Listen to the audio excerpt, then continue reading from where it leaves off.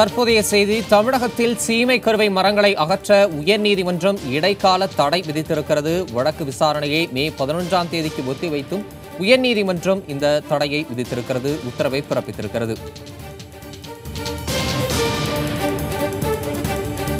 இதன் கூடுதல் விவரங்களை வழங்க செய்தியாளர் முகேஷ் இணைப்பில் இருக்கிறார். அவரிடம் கேட்கலாம். முகேஷ், தமிழகத்தில் சீமை கருவை மரங்களை அகற்ற உயர்நீதிமன்றம் இடைக்கால தடை விதித்திருக்கிறது. இந்த தடை உத்தரவில் தெரிவிக்கப்பட்டுள்ளவை என்ன?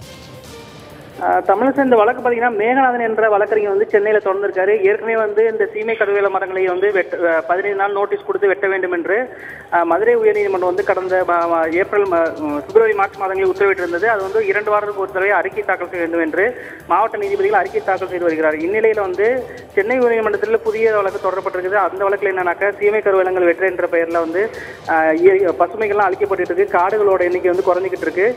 அதாவது ஒரு மரத்தை வெட்டினாக்க இன்னொரு தடவை மரத்தை நடணுன்ற சொல்லிட்டு ஏற்கனவே உச்சநீதிமன்றம் அறிவித்திருக்கு. அந்த விதிமுறைகள் கூட நிறைவேற்றப்படவில்லை.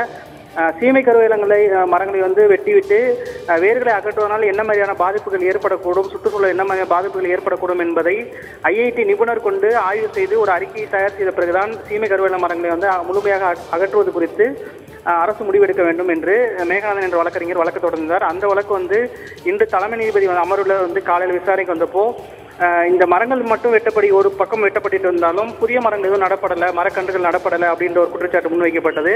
அந்த மாதிரியான ஒரு திட்டத்தையோ அல்லது சீமை கருவேல மரங்கள் வெட்டப்படுவதால் ஏற்படும் பாதிப்புகளை வரையறுப்பது தொடர்பாக ஒரு குழு அமைத்து விசாரணை நடத்தி அந்த குழு அளிக்கும் பரிந்துரைகளின்படி புதிய மரக்கன்றுகளை நடும் முறையில் சீமை கருவேல மரங்களை வெட்டுவதற்கு தடை விதிக்க வேண்டும் என்று மனுதாரர்கள் தரப்பில் கோரிக்கை வைக்கப்பட்டது. அதே சமயம் மதுரை உயர்நீதிமன்ற கிளையில் குறிப்பிட்ட, அதாவது தமிழகத்தில் உள்ள 32 மாவட்டங்களில் 13 மாவட்டங்களை மட்டும்தான் மதுரை கிளை கண்ட்ரோல் பண்ண முடியும். இது இல்லாமல் தற்போது சென்னை உயர்நீதிமன்றத்தில், அதாவது சென்னை உயர்நீதிமன்றத்தில் சென்னை அமர்வில் தொடரப்பட்ட வழக்கையும் சேர்த்து அனைத்து மாவட்டங்கள் வழக்கையும் ஒரு கிளை நீதிமன்றம் விசாரிக்க முடியாது. அதன் அடிப்படையில் இந்த வழக்கு சென்னை உயர்நீதிமன்ற தலைமை அமர்வுக்கு கொண்டு முழு விசாரணை நடத்த வேண்டும் என்று கோரிக்கை வைக்கப்பட்டது. அதன் அடிப்படையில் 3 நீதிபதிகள் அடங்கிய அமர்வு இந்த வழக்கை விசாரிக்கும் என்று தலைமை நீதிபதி அமர்வு உத்தரவிட்டு மே 11ஆம் தேதி, அதாவது விடுமுறை காலத்தில் மே 11ஆம் தேதி இந்த வழக்கை விசாரிப்பதற்காக பட்டியலிடப்பட்டிருக்காங்க.